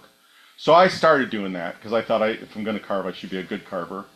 And I blocked out this vein and this vein, and I blocked out this vein, and then I came back here and I finished this vein, and I finished this. So I'm not good at blocking out yet because I just get bored with it. So you're a bodger? I'm a bodger. I like to. There are women present. I like to get to the finish, and then, in fact, with the second leaf, and I'll just say this and I'll leave. With the second leaf, I blocked out everything. I was very disciplined. I blocked out everything, and then I finished this one and this one and this one, and then the grain started to like make me happy. So I went back and I oiled just those 3 leaves. I gotta carve the rest, you know. And it was like, all right, if you're not having fun, it's just work. So you know, even if it takes longer, but you're having fun. That's what matters. Right. So yeah. So that's me turning over a new leaf and doing something new. And After you blocked out the veins, yeah. how did you reduce the rest of the wood to make the veins pop? Yeah. Cut-saw? So I took the round cut-saw, small round. I think it's probably a quarter-inch ball, and drag it along one side of the vein, and go over to the other side of the vein, and turn the wood around and drag it, because otherwise you just get gouging. So if you drag a cut-saw while it's spinning this way, if you drag it this way, you get a fairly smooth surface. Okay. If you drag it this way, a cut-saw is just basically steel with steel bristles, and it just tears the crap out of everything, and then you're spending hours sanding. You got to know how to use it right. So once you block out the veins, then I go back with a bigger cut-saw, and I removed. I'll show you. It's hard to describe the angles. So the leaves are some of these leaves will be angled up. Some might even be curled over. I haven't figured out mentally how to do that yet. This one's angled down. So if you block the veins, then you can take another cut saw like a teardrop one, Gotcha. and you can come in, because I'm going down on both sides of these inner. This is one leaf, but these are the whatever you want to call them, leaflets. You'll see that this is the vein is the highest point, and the leaf comes down. So I can take that teardrop and angle everything down, and then when I flip it over, then I'm going in and back in with a big round cut saw to make this concave. But mostly this was turned pretty thin. I'd say it was 1/8 of an inch thick, maybe a smidge thicker, because I don't want to spend hours and hours carving. That's why we have lathes. Like, why not make it, as thin as you can make it without it breaking? But then I was tempted just to do the veins on the top, and then one of my pieces a couple of years ago was a great piece. It should have won. Didn't win Best in Show at Totally Turning because Graham Priddle was there, and he complained because it was one of the tube pieces, and it was before I learned to sand the inside of the tube pieces. They were really rough on the inside, and word got back to me that of the 3 judges, Graham said, no, he can't have Best in Show because he didn't bother to sand the inside. It was a tough lesson to learn, but it was a good lesson. So I flipped it over and I did the veining appropriately on the backside, and then I Facebook posted like a comment to Graham, like, just in case you guys thought I wasn't going to actually do the whole thing, I'm talking to you, Graham Priddle. And then he got back to me a couple days later and gave me shit about it. But he was not wrong. He was not wrong. I needed to learn how to sand the inside of those tubes. It's really hard to do, but they're much better than when they're just all rough. So this is an ode to Graham. How are you going to connect that? So I actually was, yeah, you're right, because it's so thin you can't do anything, right? The stems come up, and I'm going to do a little cheat like he does. I'm actually going to do just, if I epoxy, I can do a little recess here because there's probably 1/8 of an inch thick. So I'll do a tiny recess, rare earth magnet here, 2 rare earth magnets in, because I'm going to make all the stems and everything. So the stems will be, and if I do 2 rare earth magnets, that's what I learned from Kelsey, right? If you stack them, they're stronger because they're more mass, whatever. So I'm going to stack 2 in the thing, and then 1 on this, and this weighs nothing, so it should hold. I mean, you probably don't want your grandkids running around it, but if you have grandkids, you're not going to buy my pieces anyway because you're spending all your damn money on your grandkids. So I figure this is going to be a single person with a really nice job that's going to. What about ideas for curling a leaf? Finishing one, and then try to use a steam box. Yeah, I could use a steam box. I was also thinking about compressed wood, though I don't know how that would carve. You could use, if I could find someone who wanted to give me a bunch of madrone planks, I could do them in madrone and then just let them do what they do, and that would be really cool.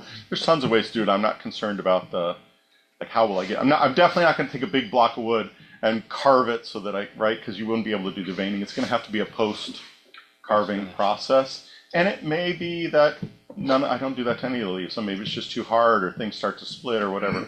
I think it'll look good either way. next year when I'm finished with it, or the year after that when I'm finished with it. I'll let you decide that. Yeah. Thank Hey you. Tom, what did you finish it with? What did you finish it with? Or what are you gonna finish? Yeah, I hear you. I got you. Sandpaper, I do almost everything that I do now is finished simply with what you guys would consider a sanding slurry, just mineral oil and beeswax, but you heat up and melt down, and then it becomes and then what I do, Jim, is I put this stuff all over both sides. I wrap it in a paper towel and I throw it in the microwave for 15 seconds at a time, because the beeswax, everything heats up and the wood absorbs the wax and the mineral oil, and it becomes like a hard finish. You don't normally with beeswax or with that kind of thing, you'd get anytime you touched it, then you'd screw up the finish. If you throw it in the microwave and you heat it up and you get the wood to suck it in, it becomes almost like a hard oil finish. And the other thing about beeswax is like dust and stuff sticks to it. You know, any wax over years, if this is going to be out in someone's living room or whatever, and the wax is on it, it'll just turn dusty, and you won't be able to get the dust off because it's going to stick to the wax. But if you do this and you heat it up in a microwave, so now I got to find the biggest leaf is going to be 23 inches.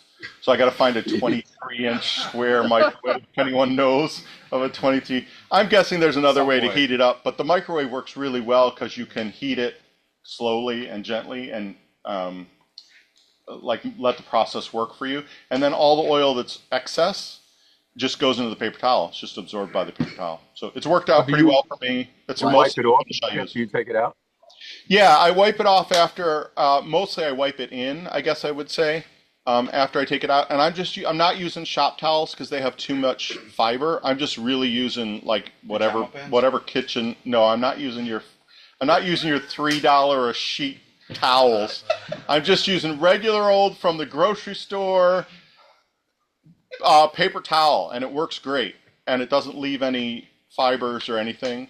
And once you do this, you could blow, because it becomes hard pretty quickly. You could blow anything off. Like if there were fibers, you could blow it off. But it's almost exclusively the finish I use now because I like a real matte finish. It's got just enough sheen. Don't have to buff it. Don't have to do anything to it. Just rub it out with the paper towel. Never have to put a buffing wheel on it. Never have to worry about, like something like this, you put a buffing wheel on it. Imagine what's going to happen, right? It's going to catch. It's going to do all kinds of stuff. So it's what I like. I mean, we'll see in 20 years if the pieces still hold up. That's the buyer's problem. That's the way I figure it. If I can sucker you into buying one of my pieces, then whether the finish holds up or not is on you. Try to find me in 20 years, I dare you. Anyway. For heating up your big leaves, try a heat lamp. Yeah, could use a heat lamp, but a heat lamp, unless it's really close to the surface, isn't going to melt the stuff. It will warm the surface, but it won't melt the stuff. To get it close enough to melt the stuff, I worry about it ending up like burning the wood. I definitely have heat lamps. I use them for painting and all the other stuff that I do. I just find the microwave works really good. So if anyone knows where I can find a 25-inch diameter microwave, Somewhere. inside size, not Pizza actually. shop. Pizza shop. That'd be an oven, wouldn't it? Well, So most microwaves are. I think the word oven is just I don't actually think they're an oven. It doesn't. You can't bake anything in a microwave. You can just heat stuff or no. No. Okay, the styrofoam cupcake is not actually baked. Or the local Turkey Hill. They get a lot of microwave stuff. Absolutely. Rich. Amazon. They have them. Well, this is sort of a new beginning because this was the bottom of this until I got way too thin and cut through. So then I said, okay, well, this is just a little bowl, the whole thing. But then I had this with no bottom, so then okay, we'll put a piece of cedar on the bottom, and then, well, it was still too low, and then I put another segmented section on the top that I had made was too big when I was stacking it originally. And it became pieces of. It's a new beginning. Became a new beginning from what it was originally supposed to be. That's for sure. Evolution. But it turned out nice, I think. What's it finished with? It's actually, I'm a sailor, so I have marine spar, basically polyurethane, but I have that from the boat, so I ended up using that. Just because I know it's a good hard finish and it'll take, assuming somebody wants to put stuff in it and wash it out or whatever, they can wipe it with a wet damp cloth and it should be fine that way. Did you put a burn line between the segments? I did. Yeah, that's a smart thing to do, especially when you've taken a segment piece and made it solid ends on it. Yeah, it doesn't, because I never get, I still get occasional, I'll see a line, a little gap, and no matter how I clamp it, I guess I'm not perfectly flat. And that actually hit it nice and gave it a nice decorative. Yeah, fancy. It almost, it makes it look like you intended it. A lot of people will do what you did, but they won't have intended it. And it just looks like they slapped two pieces of crap on top of something that didn't work out. And when you put those burn lines in, you really, somehow it changes the way the pieces relate to one another. Yeah. Yeah, I ended up doing it partly to hide the edge and partly for decoration, but no offense to any of you guys who just slapped some shit on the top of it. but this is the way to do it if you're going to do it. Yeah, but it was done on purpose at the end, so for decoration. Talking to you, Rick. I just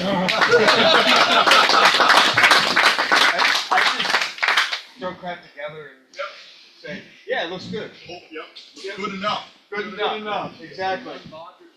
Good enough. My wife likes it, so that's good. In early December, I attended a service of remembrance at church. We were given little carnations in the little vials. Watering things. And so, which, you know, why throw that away? Can't I do something good with that? And I thought, well, how about a bud vase? I had a little piece of walnut laying around, and so that fits in there, and it works. Bob's your uncle. So, yeah. Does that vial have a cap on it? And you just, oh, so it's one of those rubberized ones? Little rubber cap you pull off, you put water in, and you stick your flower down in. Cap off and still use it as a vial. It might look a little nicer. Does the vial still have a lip on it if you take the top cap off? The green plastic on top of that lovely. That is a good question. How far down in would that go? Yeah, that probably looks better. That looks better. Yeah, I agree. Much better. Accept your apology, Mike. Anyway. And in terms of new beginnings, I have not done any bud vases, and that's a lovely shape. Yeah, I did some looking online, and I like that shape, and so I went for that. It's nice. You know, hey, Alan. Yo. The other thing you can do is just cut a groove inside that lets it drop down in further, and you don't have to take apart your little. I didn't. I thought about that, and I didn't have the room down below here. That gets very close to the outside diameter there, and I was afraid I would go through. Oh, you might have to plan ahead, I guess, for that. It's too much. Thank you, Jim. So we had at my club on Long Island, we had Matt Monaco do a demo for us, and made me think of it because Jim mentioned the skew before, and he's big on the skew, and I've always used a skew. It's probably since I started turning, but only never to do a complete project. I always just went to my spindle gouge. I used it mainly for peeling cuts and playing around, planing cuts. Anyway, this is the first piece that I turned with the skew only. Anybody know what this is, by the way? I don't want to venture a guess. A ring holder. Okay. But actually, the only part I didn't use a skew on was this cove. I used the spindle gouge on that. And then I turned some of these with the skew, except for the middle, except for the hollowing, I mean. Just an ornament, a bell. This is, you probably can't see, it's too dark, but this is a little ball I turned, and I just connected the ball to the top with a little piece of 1/8" leather strip. And I made a few of these just for Christmas. There we go. Cherry walnut. Can you ring them? Excuse me? It Can doesn't you ring ring the bell. them? Make them make noise? Yeah, they do. They're actually different tones because they're different sizes and different, you know, different species of wood, I guess. Nice. Yeah, so yeah, they were pretty cool projects, especially for now, this time of the year, and then we wind up hanging them on the tree. And this one is a piece of maple that I just dyed with some green dye. And the top I dyed with black dye. And that's it. But yeah, my Matt Monaco is really big with the skew, and he not quite sure how to help he did, Alexa, stop. He did a demo for us, and then after that, he did some classes for some of us. A couple of days, stayed like 3 days, and it was 4 to a class, and he really went over the skew quite a bit. And it's actually it's a great tool. I mean, it's not that difficult to do it. You know, a lot of people are afraid of it. You know, just do it. That's all I could say. It's pretty.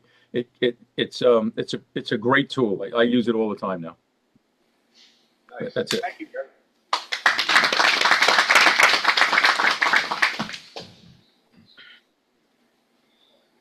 All right, so this piece was a burl cutoff piece that was on the table over here. Angelo had brought it in, I guess, a long time ago.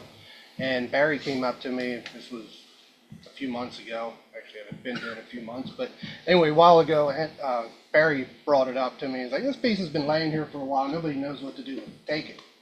So anyway, but I couldn't read, or he had something written on it, but I couldn't tell what the wood species was. But correct me if I'm wrong, but I'm pretty sure that's maple burl. So it's just a, yeah, so it was just a little cut-off piece. So then, of course, cast it in epoxy and turn a little vase out of it. Had the little bead on the bottom, which beads are not really my strong suit, but I was happy with how that one came out. How much epoxy do you actually put in that piece when you start off? I mean, is it a quart or is it a cup? A cup? It's not that much because this thing, I mean, it started out as a square piece. Okay. But compared to the project that is in the making now, this is a tiny little. I have a big bowl set that I was hoping to have done. Did you sand and polish inside? Yes. Well. Yeah. What do you use to polish? How do you polish the insides? The inside is actually just an epoxy finish. Oh, I put a coat of epoxy on the whole thing, but the outside I sanded it all off. But yeah, the inside, it's just, I did hollow it a little bit on the inside up at the top, but all the way down at the bottom, if you look closely, you can still see the center point from the Forstner bit that I drilled it out with. Graham Priddle's gonna look close, that's all I'm saying. Well, that's fine. It looked like it was polished to me, so I was trying to figure out how you would have done it. The outside is my typical Waterlox finish on it, a high gloss Waterlox. Is it big enough to put one of those little candles down the middle? Like it looks like it would make a fantastic thing with the light in it. I kept thinking that. I haven't looked into trying to find the light to drop in there. Either drop a light down in there or get a glass tube to put in there to turn it into a usable Electric ones. You can put electric ones and make figures and batteries. Right. It looks like it'll fit. And the epoxy is translucent enough that it would. Mike's got a poncho. Mike can bring him one next month. So. No. Very nice. Very nice. And the bug holes and stuff in it. The monster's eyes in his mouth. Nice.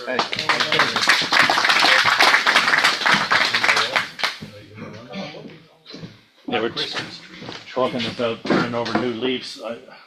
No leaves yet on my trees, but in the last 2 years, I probably made close to 500 of these. Sometimes if I find nice wood, I just leave the top natural and color the base sometimes. I brought this one because I was at Barry's shop a couple of weeks ago, and he showed me a product that I was interested in. I restore old guitars, and sometimes I have to make an ebony bridge, but ebony is not black like it used to be in 1920. It's often striped. So he showed me this little product. I don't know if anybody's ever seen this, called Rub and Buff. Anybody familiar with that? Well, you basically, it's like a toothpaste tube, but you put a little bit on a fingertip or a rag and you just rub it on, and all I did was hold it while this was spinning, and it just really gives a nice metallic look to it, a nice metal. Not black at all. Well, it's not very black, no. It has to ripen. But, It's the pink on the bottom. We can't see it really from here. The what? Is it the same stuff rubbed off the pink? No, that's just the metallic paints that I use. But anyway, this stuff's really cool. It comes in different colors, obviously, and the black really does, it just wipes on and it dries like in 2 minutes, and I'm really happy to find it. And then we had some Eco bowls. I think there's still some blanks over here. I took one of those back in whenever that was, when Angelo brought them in. I just made a nice little cherry bowl. Cute. Nice. No, we're not supposed to say cute. Yeah, it's not cute. It's artistic. It's artistic. If you need some leaves for your trees, we know a guy. Well, I'm always a month late with the challenges. Last month's challenge was based on some kind of something historic, something old antique. I didn't turn this. My grandfather turned this in 1976. So my calculation tells me it's 50 years old. Now he didn't hollow it. He didn't have. I did use the calculator. He didn't hollow it. He didn't have hollowing tools back then. But so I've always thought, you know, since I started wood turning, that I would try to make something similar to that. But I didn't have a nice big piece of wood, so I made these little things.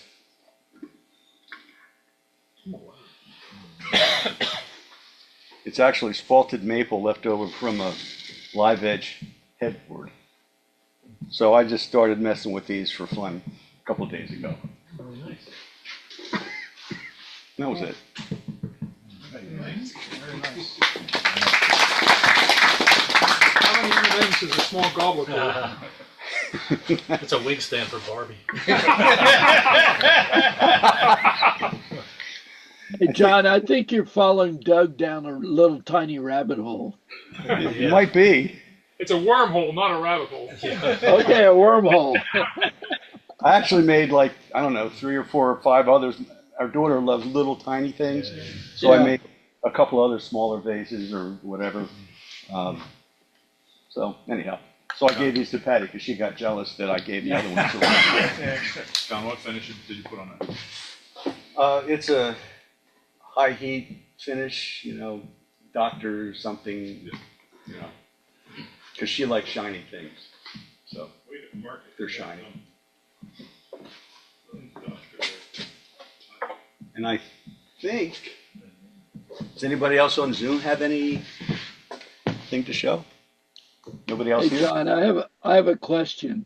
Yes, sir. Recently, I've been using the Beal system to shine wood without any finish on it at all. In other words, just shine it with it. And I've been really impressed with how much of a nice finish you can get on wood without putting a finish on it.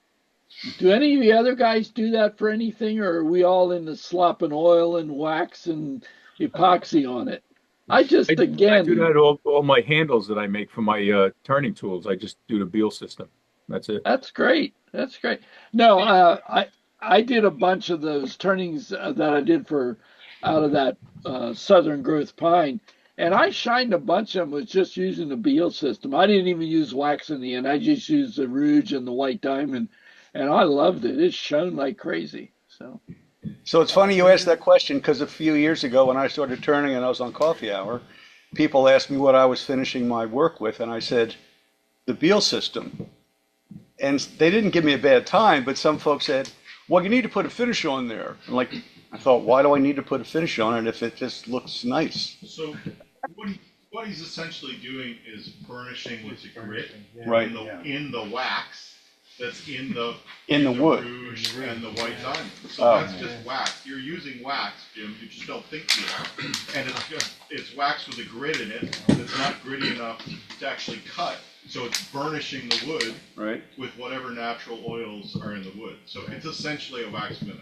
On occasion, The third thing is a Canuba wax.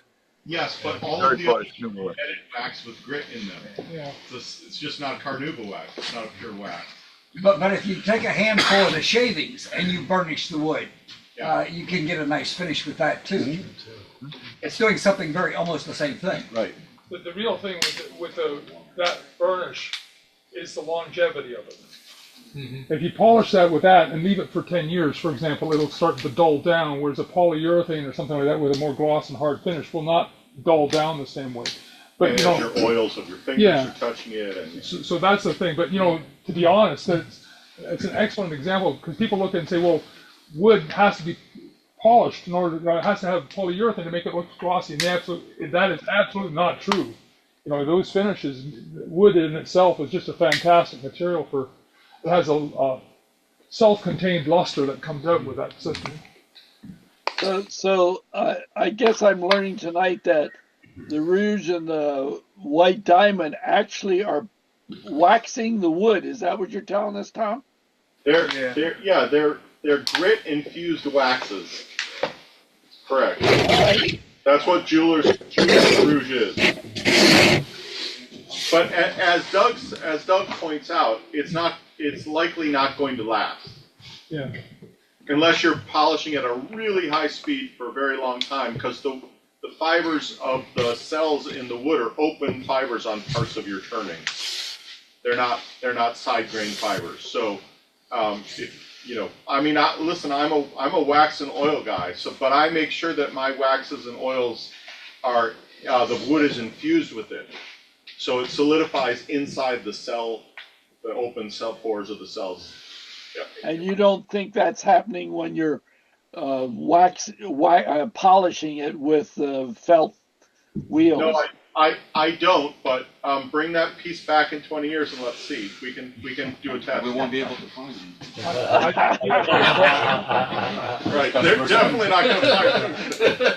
Hey, but they'll tell you whether it lasts or not.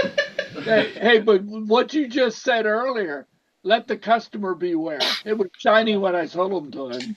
Hey, Jim, if you can sell it, you're right. It's on them after that. I don't try.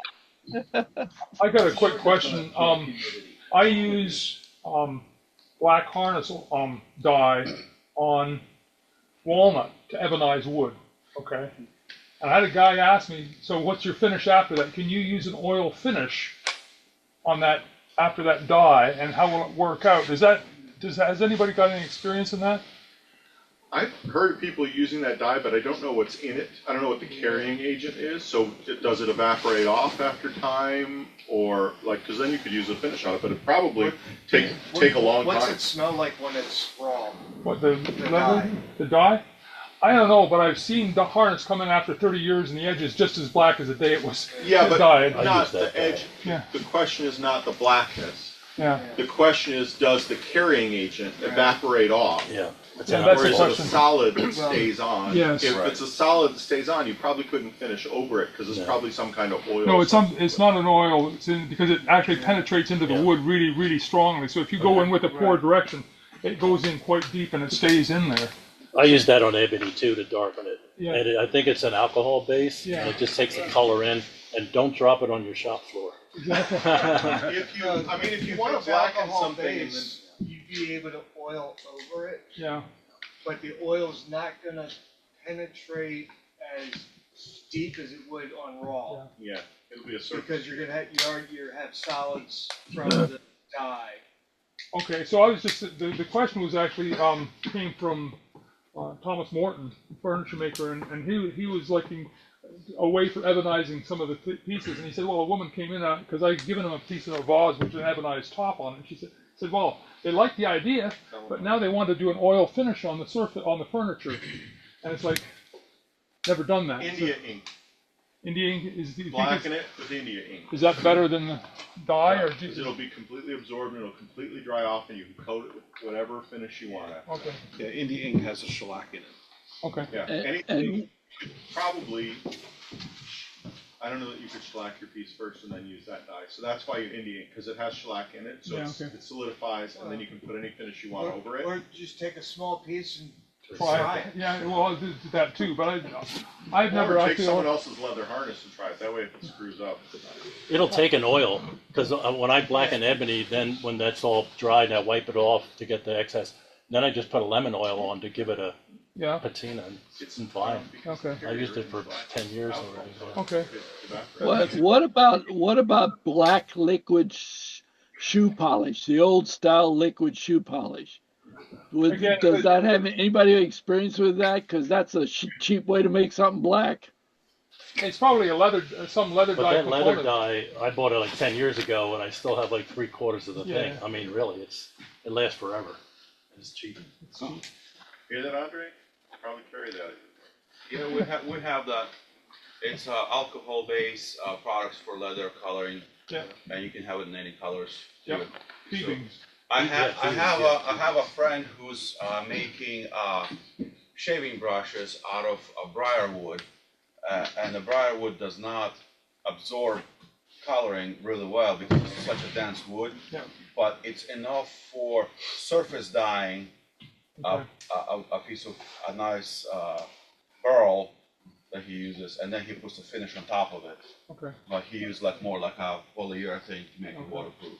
Well, and that's why the question was mostly just the oil versus polyurethane, because Morton uses polyurethanes and that sort of thing. He just wanted to know whether you could just use a straight oil finish against it. So I'll go back. If it's not alcohol base will take finish, but other stuff with oil don't mix really well. Okay, thank you. Polyurethane would be kind of, if there's any oil in that substrate underneath, that'll be a problem. Thank you very much, everyone. Appreciate it. Okay. Does anybody else have any comments, questions, suggestions, what have you? John, I have a suggestion for the next project. For mine? Yeah, for the club. Oh, for the club. Take one of those tea lights that are lit with an little LED, and make a turning that utilizes that as the light source. Okay. Just an idea. Everything you've ever made. First lantern. All right. Thank you, Jim. Curtis. Yeah, if I'm looking for there are people here with a lot of talent, and probably someone's got a desire to demonstrate that topic with which they have some real expertise or feel they have some expertise, or just a great idea. Let me know. Let me know through Tom if you don't mind. Everyone's got his email address because he's kind enough to send out the announcement. So let us know, please, so we can get you on the agenda. Thank you. Curtis is our new vice president. And we promised we'd help him with demonstrators. So, okay, well, thank you, everybody, and I hope to see you on Saturday at Open Shop. John? Yes? I said thank Oh, you. you're welcome. Thank you.